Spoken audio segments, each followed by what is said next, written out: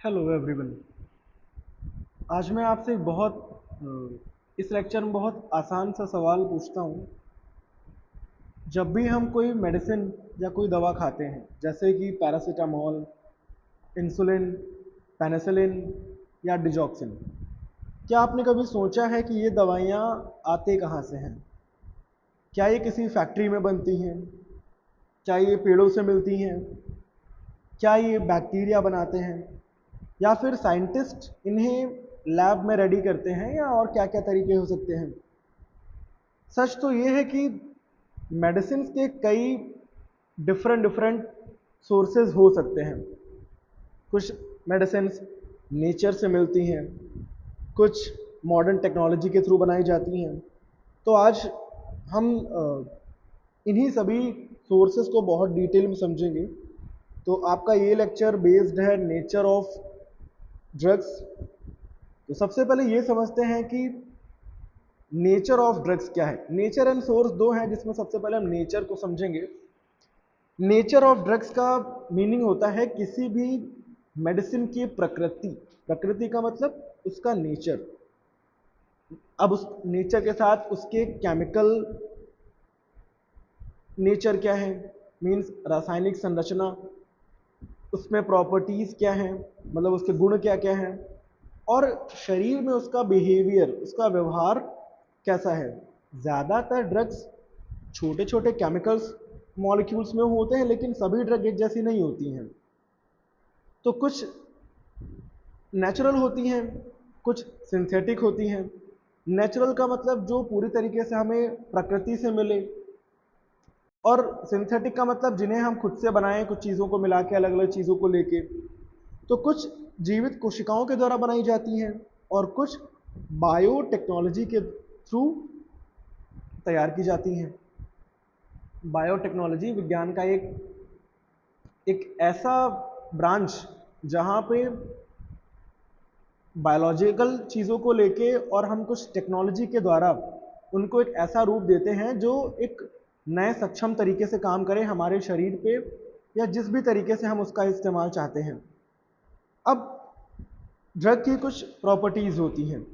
ज़्यादातर drugs chemical होते हैं, और ऑलमोस्ट हर ड्रग का एक निश्चित केमिकल स्ट्रक्चर होता है, और हर ड्रग का अपना मैकेनिज्म ऑफ एक्शन होता है, कैसे वो काम करेगा, जो कि मैकेनिज्म ऑफ एक्शन या फार्माकोडायनामिक्स जो हमने पिछली क्लास में देखा थी।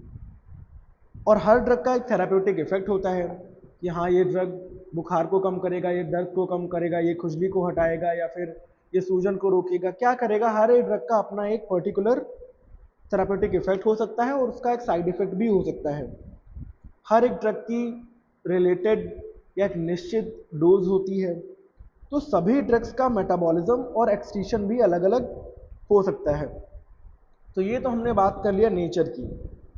अब हम अगर सोर्सेस की बात करें, अब हमारा एक इम्पॉर्टेंट सब्जेक्ट आता है सोर्सेस ऑफ ड्रग्स। इसका मतलब होता है कि सोर्सेस को हिंदी में कहते हैं स्रोत।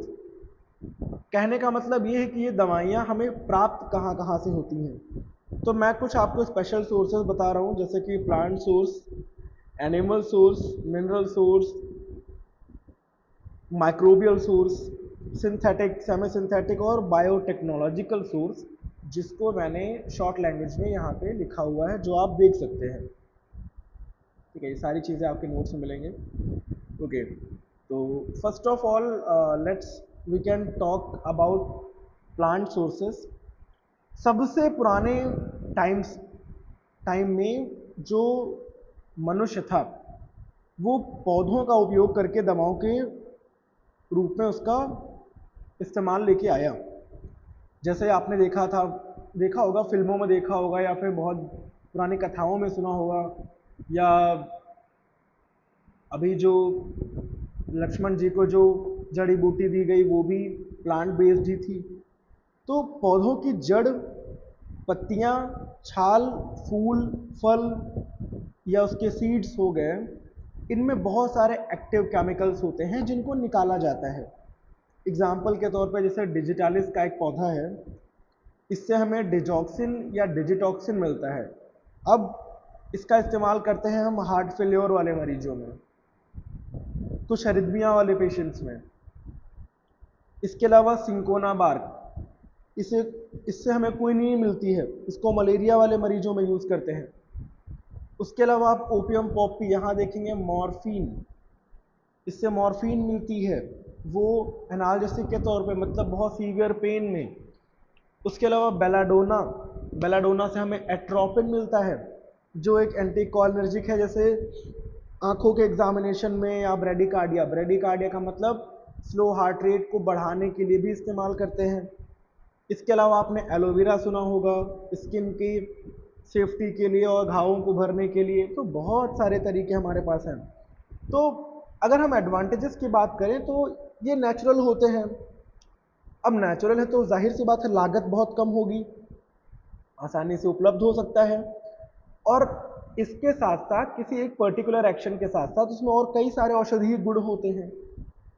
लेकिन उसका एक नुकसान भी है, एक्टिव कंपाउंड की मात्रा अलग अलग हो सकती है, हमें डोज नहीं मालूम हो सकती, उसके लिए हमें प्योरिफिकेशन की जरूरत पड़ती है। उसमें बहुत सारे टॉक्सिक केमिकल्स भी हो सकते हैं, ऐसी चीज़ें हो सकती हैं जो किसी इंसान के लिए कंपैटिबल ना हो। चलिए ठीक है, दूसरा सोर्स की बात करें हम, एनिमल सोर्स।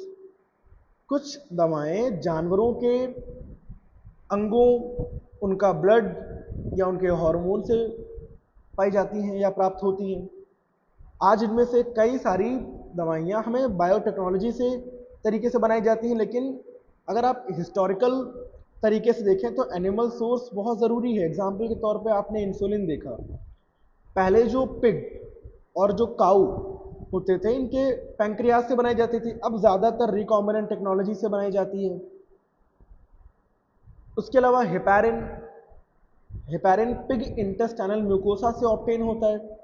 तो ब्लड क्लॉट को रोकने के लिए आज भी हेपारिन का इंजेक्शन लेते हैं, जो हम एंटीकोआगुलेंट्स में पढ़ेंगे, खून के थक्कों को बनने से रोकने के लिए।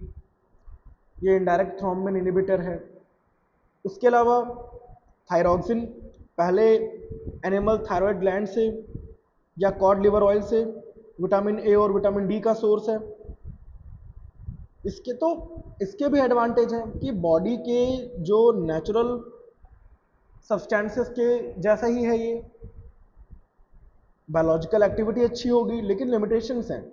एलर्जी का रिस्क है क्योंकि हम किसी अदर जानवर का मॉलिक्यूल ट्राई कर रहे हैं या अपने बॉडी के साथ कंपैटिबिलिटी चेक कर रहे हैं। प्यूरिफिकेशन बहुत मुश्किल होता है इसका, इन्फेक्शन का रिस्क हो सकता है। उसके अलावा अब अगर हम तीसरा बात करें मिनरल सोर्सेज की, कुछ मेडिसिन सीधे मिनरल से हमें मिल जाती हैं, जैसे कि आयरन हो गया, है ना, जो हमें आयरन डिफिशिएंसी एनीमिया से रोकेगा। कैल्शियम कार्बोनेट हो गया, कैल्शियम सप्लीमेंट एंटासिड्स में काम आएगा। इसके अलावा मैग्नीशियम सल्फेट लैक्सेटिव में काम आएगा। एक्लैम्सिया, एक्लैम्सिया का मतलब प्रेगनेंसी के दौरान जो महिलाओं को दौरे पड़ने से पहले जो लक्षण आते हैं उसको या फिर दौरे पड़ना ही एक्लैम्सिया होता है, प्री एक्लैम्सिया जो में लक्षण आते हैं। खैर, उसके बाद लिथियम कार्बोनेट आ सकता है।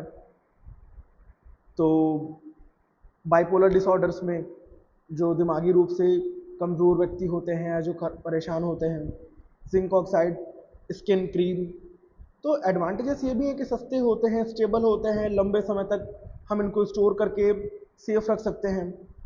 ठीक है, चौथा सोर्स है माइक्रोबियल सोर्स, मतलब जो थोड़ा सूक्ष्म जीव वाले सोर्सेस होते हैं का बहुत सारे इंपॉर्टेंट एंटीबायोटिक्स इन्हीं सूक्ष्म जीवों के द्वारा बनाई जाती हैं।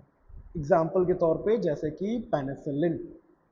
ठीक है, सोर्स क्या है, पेनिसिलियम फंगस, तो जो बैक्टीरियल इन्फेक्शंस हैं उनमें यूज करते हैं हम। उसके अलावा स्ट्रेप्टोमाइसिन, सोर्स क्या है, स्ट्रेप्टोमाइसिस बैक्टीरियाज जो होती हैं, इनका यूज हम टीबी के लिए करते हैं, ट्यूबरक्लोसिस वाले मरीजों में। उसके अलावा मैं और बता दे रहा हूँ आपको एग्जांपल, जैसे कि एरिथ्रोमाइसिन, सोर्स क्या है, सैक्रोपॉलिस्पोरा एरिथ्रिया, इससे क्या बनता है, टेट्रासाइक्लिन्स। इसके अलावा सोर्स क्या है, स्ट्रेप्टोमाइसिस स्पीशीज। तो एडवांटेजेस क्या है कि बहुत पावरफुल एंटीबायोटिक इससे बन सकते हैं जो लोगों की लाइफ को बचा सकते हैं। इसके अलावा हम बात करें अब सिंथेटिक सोर्सेस, यहाँ देखिए सिंथेटिक सोर्सेस, अब सिंथेटिक को हिंदी में बोलते हैं कृत्रिम। अभी मैंने थोड़ी देर पहले आपको बताया था, आज के ज़माने में, इस दौर में अधिकांश या मैक्सिमम ड्रग्स लेबोरेटरी में केमिकल रिएक्शन के थ्रू बनाई जाती हैं। इन्हीं को हम सिंथेटिक ड्रग्स कहते हैं। एग्जाम्पल के तौर पे आप जैसे पैरासीटामोल खाते हैं, आइबुप्रोफेन लेते हैं, मेटफॉर्मिन जो आपके शुगर की दवा हो गई, डायजेपाम, ओमेप्राजोल, लिडोकेन, ये सारी दवाइयाँ सिंथेटिक सोर्सेज से बनी हैं।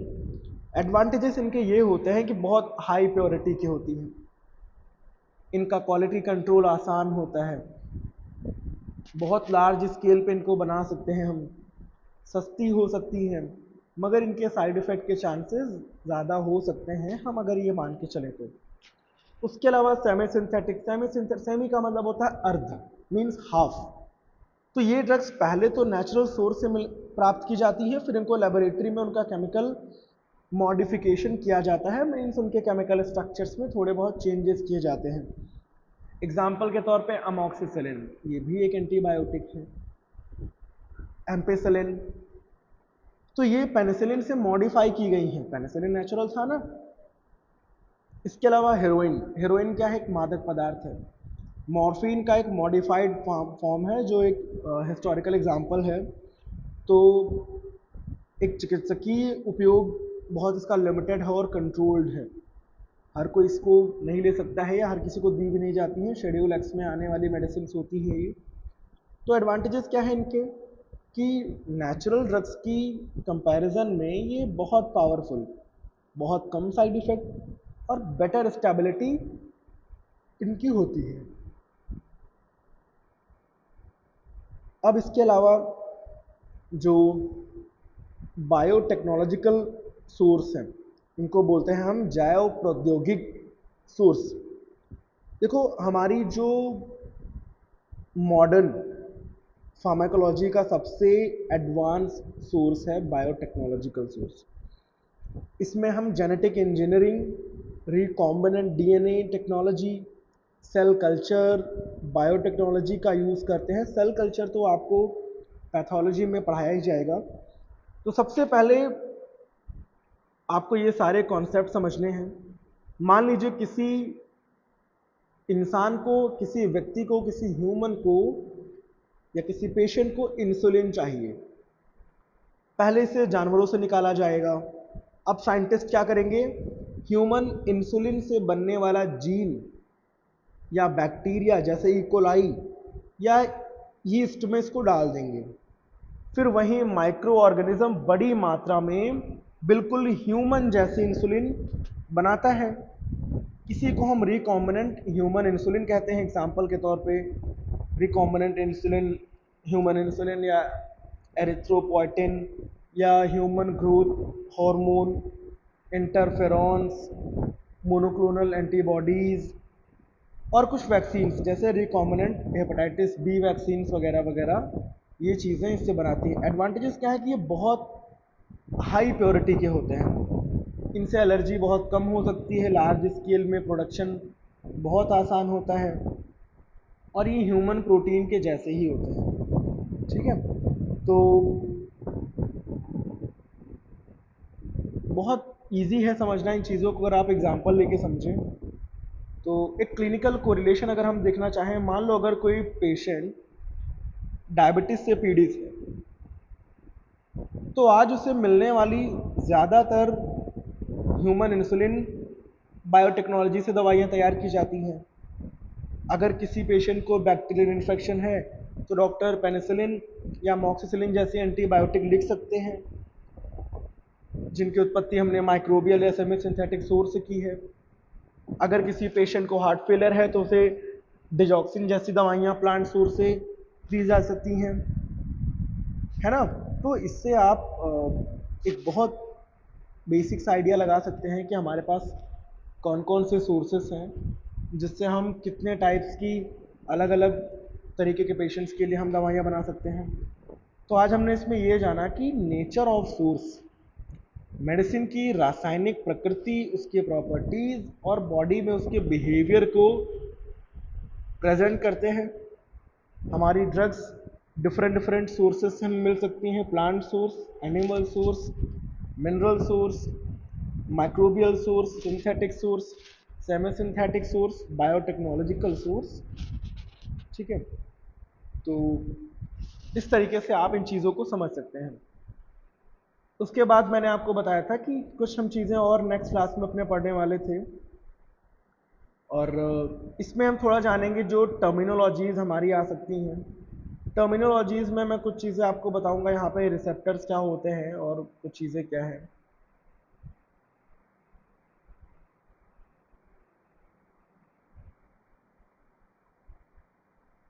ठीक है, तो ड्रग एक्शंस या बहुत सारी चीज़ें देखो, ड्रग एक्शन का मतलब होता है refers to initial interaction of drug with its target.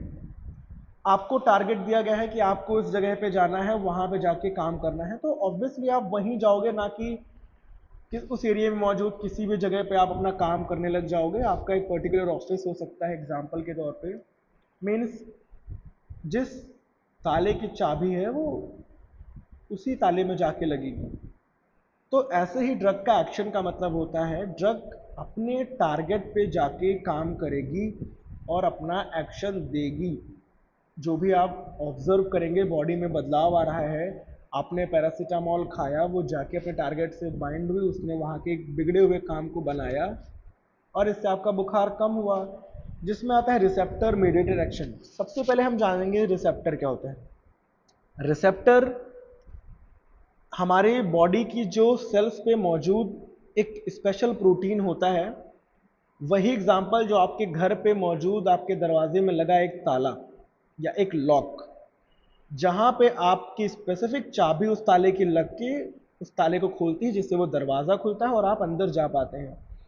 मान लीजिए कि आप एक ड्रग हैं, आप क्या हैं, एक ड्रग या एक दवाई हैं, और आपको किसी कमरे में जाना है या फिर उस ड्रग को किसी पर्टिकुलर ऑर्गन में जाके एक्शन देना है, तो आप ऐसे तो नहीं जा पाओगे।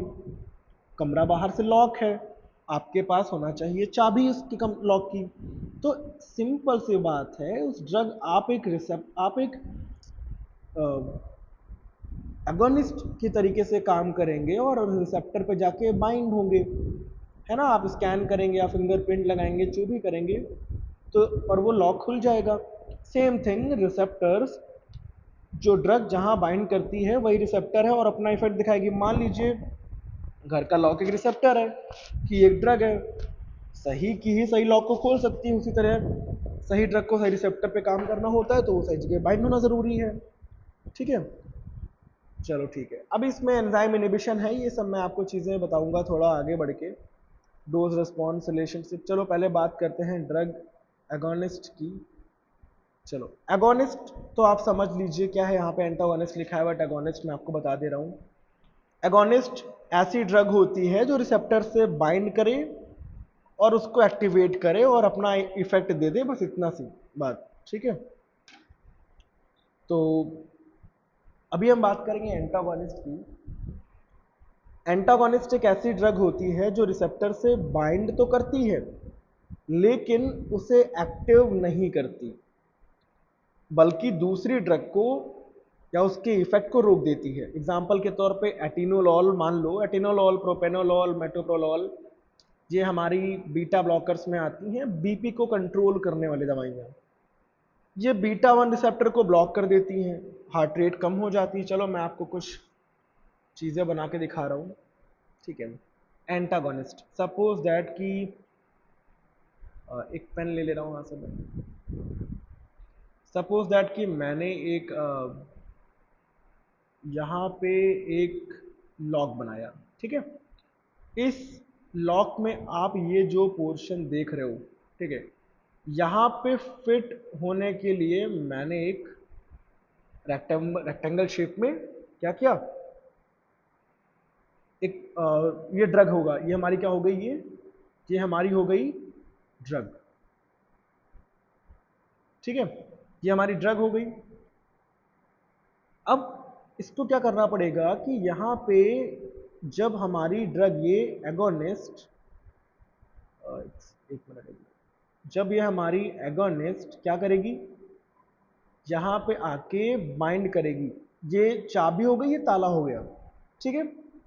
बाइंड करेगी, वही इसका एक्शन हो जाएगा, ठीक है। तो ये अगोनिस्ट है। बट एंटागोनिस्ट, जब ये ड्रग अपना लिमिट से ज़्यादा एक्शन यहाँ पे देने लग जाएगी तो उससे हमें नुकसान हो सकता है ना। या एंटागोनिस्ट में यही होता है कि एक ऐसी ड्रग जो रिसेप्टर से बाइंड करती है लेकिन उसे एक्टिवेट नहीं करती। तो अब हम क्या करेंगे, इस ड्रग के एक्शन को रोकने के लिए हम क्या करेंगे, एक दूसरी ड्रग यहाँ पे लेके आएंगे जिसका नाम है एंटागोनिस्ट, ठीक है। अब क्या करेंगे, हमारी ये एंटागोनिस्ट क्या करेगी, इस एगोनिस्ट को धक्का दे देगी और एंटागोनिस्ट हमारी यहाँ पे आके बाइंड हो जाएगी, ठीक है। और जब एंटागोनिस्ट यहाँ पे बाइंड होगा तो हमारे इसके काम को रोक दिया जाएगा। मीन्स आगे ड्रग का कोई इफेक्ट नहीं होगा। जैसे एटिनोलॉल एग्जांपल के तौर पे मान लो, ठीक है, ये बीटा और रिसेप्टर को ब्लॉक करेगा, हार्ट रेट कम हो जाएगी, ठीक है।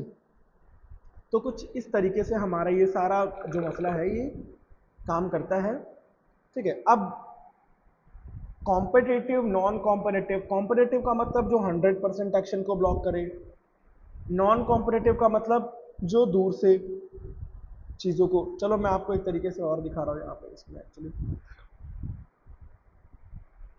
पेन यूज होने में थोड़ा सा इशू आ रहा है।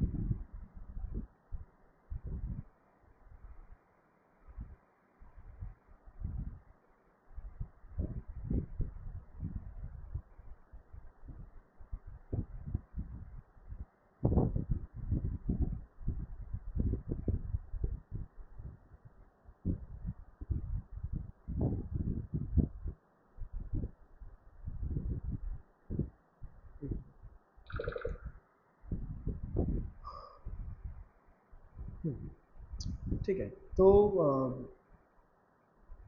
सपोज दैट कि अभी तक हमने ये देखा कि ये जो सारा कुछ था हमारे पास,